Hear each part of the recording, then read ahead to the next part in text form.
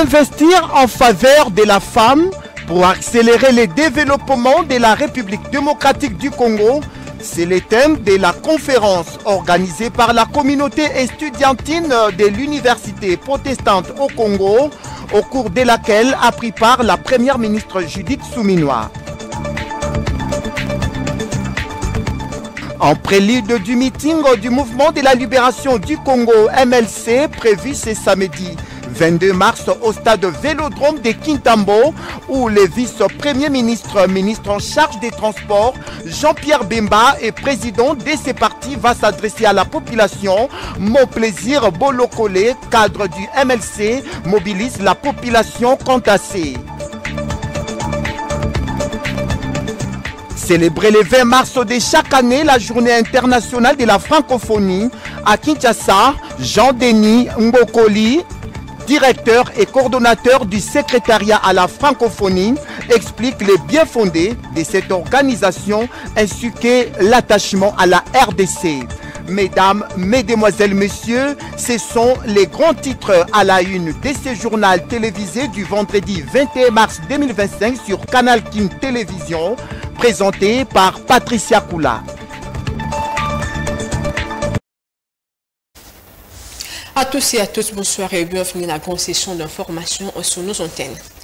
L'actualité oblige, le léopard de la République démocratique du Congo vient de s'imposer sur la note de 1-0 devant les Soudan du Sud pour le compte de la 5e journée des éliminatoires de la Coupe du Monde 2026. L'unique but du Congolais est inscrit par le joueur Théo Bungunda au temps additionnel de la première minute, au temps additionnel de la première mi-temps. Grâce à cette victoire, le léopard occupe désormais la première position avec 10 points et seront reçus le mardi prochain par la Mauritanie. Le président de la République, Félix-Antoine Tshisekedi Tshilombo, a participé ce vendredi 21 mars 2025 à Windhoek à la cérémonie d'investiture de Netumbo Nemo-Pelila, nouvellement élue présidente de la République de Namibie. À présent, nous vous proposons l'arrivée de Félix-Antoine Tshisekedi Tshilombo en Namibie. Regardez. Le président de la République, Félix-Antoine Tshisekedi Tshilombo, est arrivé ce vendredi 21 mars 2025 à Windhoek, capitale de la Namibie, pour prendre part à la cérémonie d'investiture de Madame Netumbo Nemo-Pelila Nandi Ndaitwam, nouvellement élue présidente de la République sœur de Namibie. Cet événement historique coïncide avec la célébration du 35e anniversaire de l'indépendance du pays. Plusieurs chefs d'État africains, principalement ceux de la région d'Afrique australe, participent à cet événement historique initialement prévu au stade de l'indépendance, mais délocalisé à la dernière minute au palais présidentiel à raison des intempéries. À sa descente d'avion ce matin à 8 h locales, le chef de l'État a été accueilli par le ministre namibien des Transports ainsi que quelques officiels congolais, parmi lesquels l'ambassadeur de la République démocratique du Congo en Namibie et une poignée de la communauté congolaise basée dans la capitale namibienne. Avant de s'envoler pour la Namibie, le chef de l'État congolais, Félix-Antoine Tshisekedi Tshilombo, a lancé le projet d'élaboration du plan stratégique climat des affaires. Une fois de plus, on retrouve Jules Boulembe dans ses reportages. Félix-Antoine Tshisekedi Tshilombo a présidé ce jeudi 20 mars 2025 à la Cité de l'Union africaine une réunion de haut niveau sur le projet d'élaboration du plan stratégique climat des affaires pour la transformation structurelle de l'économie. Dans son discours, le président Félix Tshisekedi a relevé les défis persistants auxquels est confronté le climat des affaires en RDC. Lourdeur administrative, insécurité juridique et judiciaire, complexité fiscale et parafiscale, déficit d'infrastructures et accès limité au financement. L'élaboration du plan stratégique climat des affaires devrait prendre 7 mois. Le chef de l'État a recommandé que ce document soit un levier pour notamment faciliter la création d'entreprises, réformer notre système fiscal et administratif et valoriser le Made in Congo pour stimuler la production locale. Les résultats de cette enquête bien qu'il révèle certaines faiblesses persistantes, témoigne aussi d'une avancée. Le climat des affaires est désormais une priorité nationale. L'élaboration du plan stratégique pour la transformation structurelle de notre économie s'inscrit dans cette dynamique. Il repose sur différentes conclusions, entre autres celle du baromètre qui identifie les préoccupations majeures du secteur privé et une volonté claire d'accélérer les réformes et d'apporter des réponses concrètes aux attentes des investisseurs et des entrepreneurs. Ces assises qui ont rassemblé différents acteurs des secteurs publics et privés ainsi que le partenaire technique et financier de la RDC font suite à la publication du résultat de l'enquête de baromètre national du climat des affaires en 2023 qui avait révélé un score de 37 sur 100. Cette réunion a été organisée par la cellule climat des affaires, un service technique spécialisé au cabinet du président de la République ayant pour mission d'étudier, analyser, évaluer, faire des propositions pour améliorer l'environnement économique et le climat des affaires en République démocratique du Congo. Et sachez également que la première ministre Juliette Soumenoua a participé à la conférence interactive organisée par la communauté estudiantine de l'Université protestante du Congo autour du thème « Investir en faveur de la femme pour accélérer le développement de la République démocratique du Congo ». Cette rencontre initiée dans le cadre des activités de mois de la femme a permis aux étudiants de l'Université protestante du Congo de puiser à la source toutes les informations sur l'exaction gouvernementale visant à promouvoir, entre autres, l'entrepreneuriat féminin. Reportage de Julie Boulembe. Un échange à bâton rompu avec les étudiants, futurs dirigeants de la RDC, qui a tout son sens en ces moments où le gouvernement appelle à l'unité, la cohésion nationale, l'amour de la patrie, mais aussi à la participation de chaque Congolais au développement économique du pays. C'est une première ministre très à l'écoute qui a répondu à toutes les préoccupations des étudiants relatives notamment à la discrimination dont font l'objet les femmes dans le milieu professionnel suite à la maternité et aux inégalités de traitement hommes-femmes. Par ailleurs, la chef du gouvernement a pris la balle au bon pour expliquer à ses interlocuteurs les réalisations du gouvernement pour la promotion de l'entrepreneuriat féminin en République démocratique du Congo. Sur cette question particulière, la chef du gouvernement a d'abord rappelé que dans ce deuxième mandat du président Félix Tshisekedi, champion de la masculinité positive, un accent est mis sur la création d'emplois de manière générale. Elle a assuré que l'équipe gouvernementale multiplie les efforts pour booster le secteur privé et la femme n'est pas en reste. Briser le plafond de verre, c'est que ne pas être impressionné parce qu'on est une femme. Au contraire, nous avons des compétences et nous ne devons pas hésiter à les mettre à profit pour pouvoir travailler dans les conditions les meilleures au même titre que les hommes et nous ne devons pas le craindre. Nous devons nous affirmer et toujours avancer. Congolais. Requinqués par ces riches interventions de la Première ministre, chef du gouvernement, les étudiants ont promis de poursuivre leurs rêves et de ne rien céder en chemin. Elle a encouragé les jeunes femmes en leur disant qu'un jour elle était comme elle et aujourd'hui elle est en tête du gouvernement. C'est par les tours des stands où les étudiants ont exposé les œuvres artistiques, des bijoux et des produits cosmétiques made in RDC que la Première ministre a bouclé sa journée à l'Université protestante au Congo. Annoncé au sommaire en prélude de la grande rencontre du mouvement de libération du Congo au stade de Vélodrome où le VPM de transport président national du MLC Jean-Pierre Bemba Gombo livrera un grand meeting à ce samedi 22 mars 2025.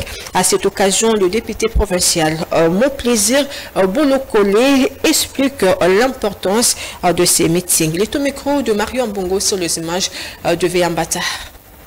Je suis venu pour sensibiliser, inviter les Quinoises et Quinois pour la matinée politique où l'activité ou la communication du président national du Mouvement de libération du Congo, le VPM de transport et des enclavements Jean-Pierre Bemba Gombo, qui va s'adresser aux Quinoises et Quinois en rapport avec l'agression rwandaise. Comme vous l'avez suivi, nous étions au Congo profond. Il est maintenant temps d'échanger avec les Quinois où siègent toutes les institutions. Il y aura un message particulier pour les Quinois.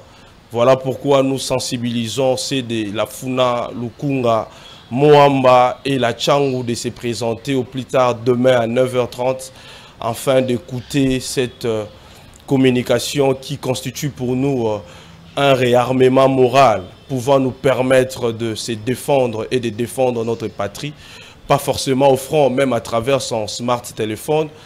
Dans tout ce que vous faites dans le commerce et dans tout ce que nous faisons, nous sommes censés d'ajouter une dose du patriotisme pour défendre la patrie. Voilà pourquoi j'appelle une fois de plus les Quinoises et Quinois de se présenter au plus tard à 9h30. Et je prie aussi que tout celui qui se sent membre de l'Union sacrée, tout celui qui pense qu'il est congolais, tout celui qui pense que cette affaire de Goma les concerne, de mobiliser sur les réseaux sociaux, de passer le message, et surtout particulièrement ceux du Mouvement de libération du Congo.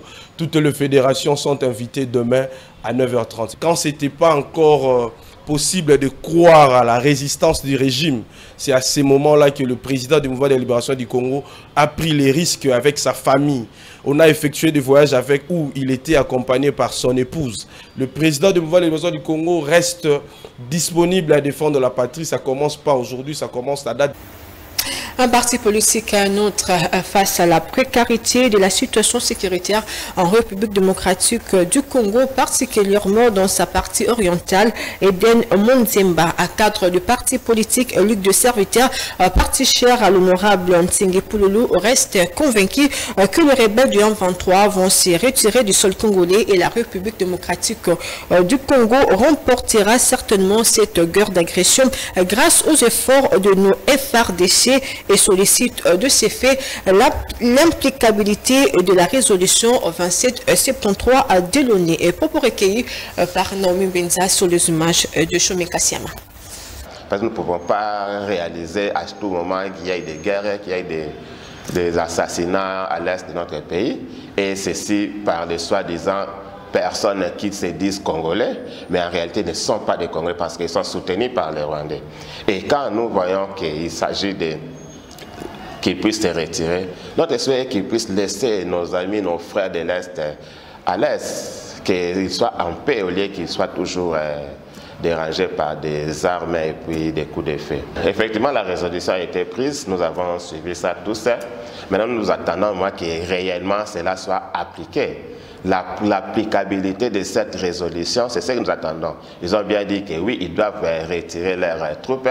Ils ont bien dit qu'ils vont geler peut-être les avoirs. Ils ont dit qu'ils vont peut-être ne plus négocier avec les Rwandais et puis ne plus leur vendre des armes. Là, ce sont des théories. Mais nous devons voir cela dans la pratique afin que nous puissions réaliser que, effectivement, Rwanda est dans les problèmes. Effectivement, nous visons au moins cela, qu'ils soient bloqués. Je sais qu'avec nos militaires, nous sommes capables. Mais seulement ce que nous attendons des infiltrés à tous les niveaux, au niveau même de la haute hiérarchie de notre armée, qu'il y a des infiltrés, des personnes qui cherchent à mettre les bâtons sur des roues. Mais à compter qu'avec nos militaires, nous sommes capables de bouter même les M23, le FDC, même jusqu'aux frontières de Rwanda. Si possible, nous pouvons entrer même dans le territoire rwandais et nous allons aussi vaincre. Et tout à fait autre chose, mission de contrôle de l'assainissement à Kinshasa, le directeur de cabinet Aldarish Luboya donne des directives aux missionnaires pour une meilleure exécution sur terrain. Le missionnaire du ministère de l'Environnement au 90 jours pour identifier les sociétés, établissements et édifices publics potentiellement pollueurs et de faire un rapport à l'autorité de tutelle. Image et commentaire à Laetitia Louvoiseau. Le directeur de cabinet de la ministre d'État, ministre de l'Environnement et du Développement durable, a présidé ce jeudi 20 mars 2025 une réunion stratégique avec les équipes missionnaires chargées de l'assainissement dans les installations classées de la catégorie 1A dans la ville-province de Kinshasa. Au total, 223 agents du ministère répartis en 15 équipes ont été mobilisés pour cette mission d'envergure qui s'étendra sur 90 jours. L'objectif principal est d'identifier les sociétés, établissements et édifices publics potentiellement pollueurs et de faire rapport à l'autorité des tutelles. Pendant près d'une heure, le directeur des cabinets Aldarish Luboya Freeman a échangé avec l'ensemble des membres des équipes déployées sur terrain. Cette réunion d'orientation avait pour but de rappeler les enjeux de la mission et de fournir des directives claires pour garantir l'efficacité des opérations sur terrain.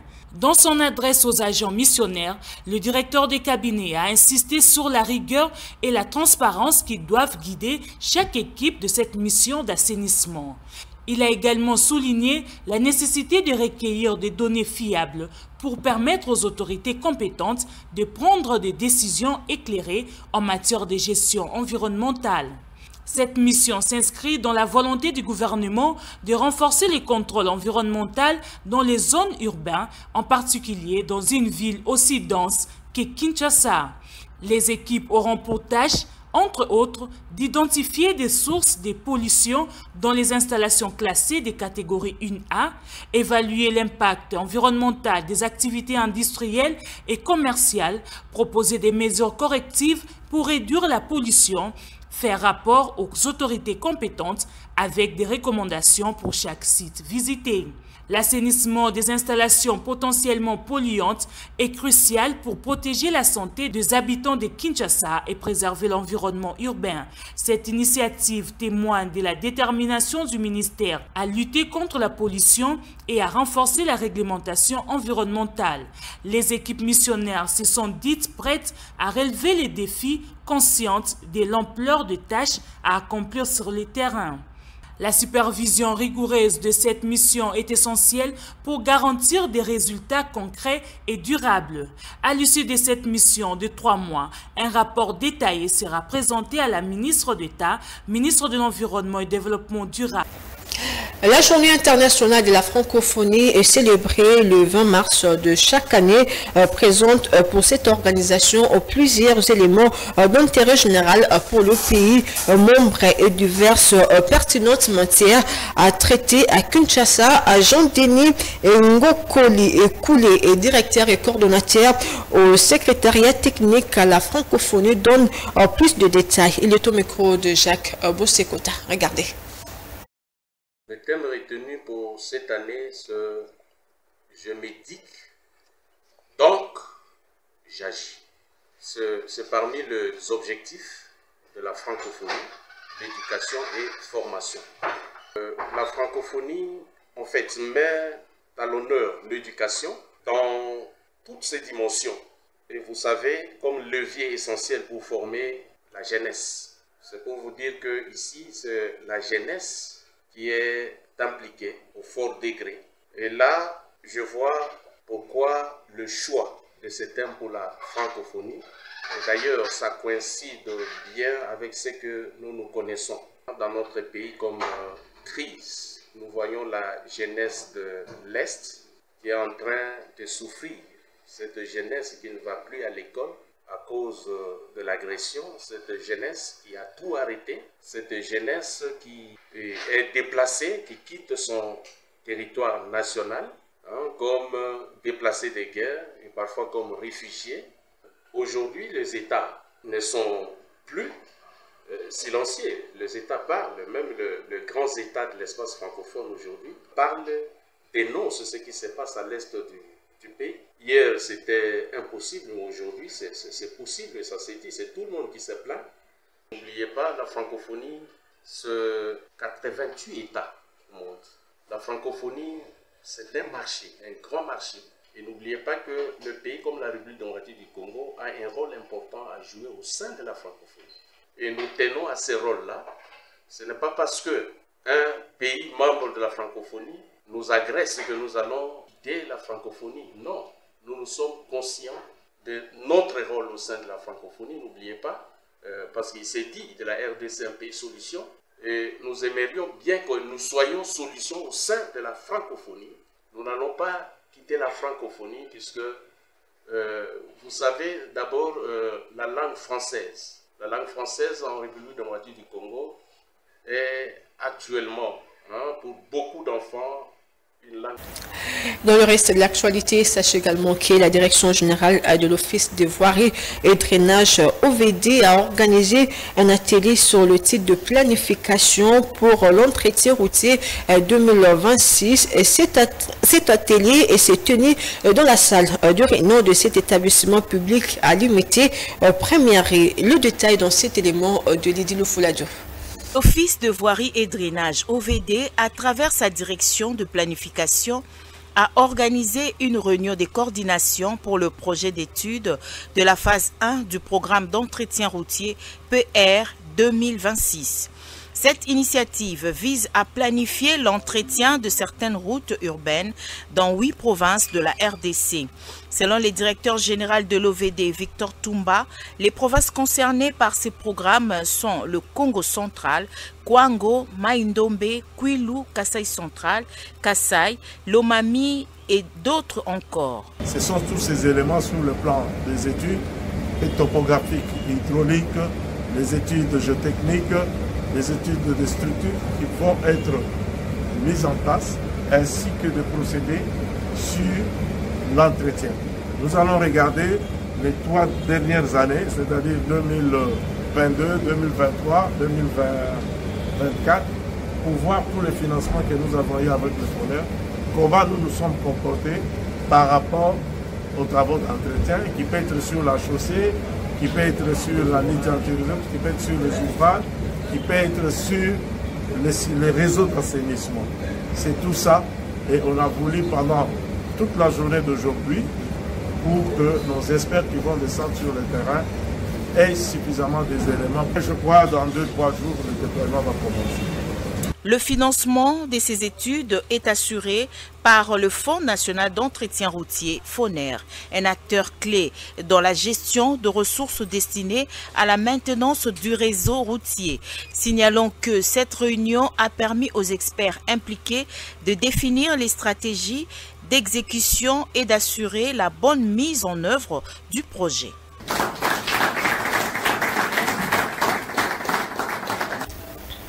Et par l'indication de cette édition du journal, le membre de la délégation de l'École nationale de la territoriale sont en séjour de travail dans la province du Congo central. Ils sont venus pour collecter des données et devront permettre d'évaluer les besoins en renforcement de capacité et de transfert de compétences des entités de la République, notamment au niveau de structures locales. Mariam Bongo. La mise en place d'une très bonne gestion de la territoriale s'avère nécessaire. C'est ce qui justifie la présence de cette délégation de l'École nationale de la territoriale au Congo central, dont l'objectif est de collecter des données devant permettre d'évaluer le besoin en renforcement de capacité et de transfert de compétences des entités de la République, notamment au niveau de structures locales. C'est jeudi 20 mars 2025, les membres de la délégation ont été reçus par le vice-gouverneur de province, Prosper Ntelanta Bidila, à qui ils ont fait part des objectifs qu'ils comptent atteindre à travers cette mission au Congo central. L'occasion leur a aussi permis de présenter leur civilité à l'autorité de la province. Pour le directeur en charge de la formation au sein de l'École nationale de la territoriale, Alain-René Mondo Kaboudieto, une bonne gestion de la territoriale est indispensable, surtout en ce moment où le pays fait face à une agression étrangère. Nous avons relevé qu'en cette période cruciale de guerre qui nous est imposée de l'extérieur, il est indispensable que nous soyons bien unis. Non seulement unis, mais que nous puissions même marcher d'un même pas. Et la territoriale arrose tout le territoire national. Elle a donc la possibilité et l'autorité de pouvoir instaurer un dialogue avec chaque citoyen là où il se trouve, essentiellement avec chaque animateur de la territoriale. Et à ce titre-là, nous devons arriver à parler le même langage. Cela nous permet de pouvoir partager en temps utile les informations qui concernent le fonctionnement de notre pays et pourquoi pas la paix. Le vice-gouverneur, conscient de l'importance de cette initiative, a exprimé son soutien et a encouragé vivement le membre de la délégation dans l'aire de marche. Il a souligné l'importance de renforcer les capacités locales pour assurer une gestion plus efficace et décentralisée dans la province et au-delà. Cette rencontre s'inscrit dans un cadre plus large visant à améliorer la gouvernance territoriale et à favoriser un transfert de compétences qui pourrait contribuer au développement durable de la province. Pas de confusion ni ambiguïté concernant le rôle majeur de chef de quartier dans les différentes municipalités de la ville-province de Kinshasa. L'un des notables et agents du bureau de la commune de Bondalungwa donne plus de lumière à cette pertinente master. Regardez. Ce que je peux savoir est que le chef du quartier est le gérant de son entité. En tant que chef de quartier, c'est lui qui doit gérer les quartiers afin de faire rapport à qui des droits, donc qui est le bourgmestre. Et c'est comme cela qu'on suit les échelons. Les chefs des avenues transmettent leur message au chef du quartier. Les chefs du quartier emportent à la juridiction qui la concerne. Il a le rôle de gérer sa population, de le sécuriser et de jouer un rôle important sur l'assainissement. Essaye un peu de circuler chez nous à Bandal, tu verras que la commune est trop sale. Et n'en parlons pas de quartier. Donc c'est ça le rôle du chef du quartier. Il doit circuler, voir si effectivement la population s'occupe de l'assainissement. Le chef de quartier, en sa qualité de responsable de l'entité territoriale de Saint-Nazaire, on appelle quartier, représente le pouvoir public dans son entité. Donc il est pour le maintien de l'ordre public, pour veiller à la bonne circulation des populations, et il gère ce qu'on appelle le recensement de la population, il gère la salubrité, il faut que son quartier soit bien assaini, il gère tout ce qui est comme activité administrative, culturelle, politique, économique, sportive. Donc c'est vraiment l'œil du bourgmestre dans les quartiers. Et il doit chaque fois faire le rapport à la hiérarchie. Il a aussi comme collaborateurs les chefs de riz qui nous font le rapport sur la situation de chaque avenue. Et là aussi comme collaborateur le comité de notabilité du quartier. Donc c'est vraiment le collaborateur direct du bourgmestre. C'est vraiment l'œil et l'oreille du bourgmestre dans le cas quartier. C'est l'essentiel de l'actualité de ce vendredi 21 mars 2025 sur les antennes de Kanakin Télévision. Place au rappel du titre.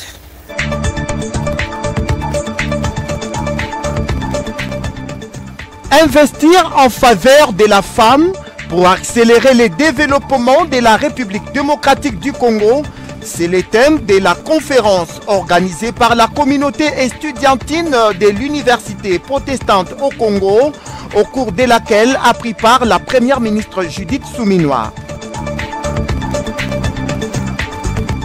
En prélude du meeting du mouvement de la libération du Congo MLC prévu ce samedi 22 mars au stade Vélodrome de Kintambo, où le vice-premier ministre, ministre en charge des transports, Jean-Pierre Bemba et président de ce parti va s'adresser à la population. Mon plaisir Bolokole, cadre du MLC, mobilise la population quant à ces.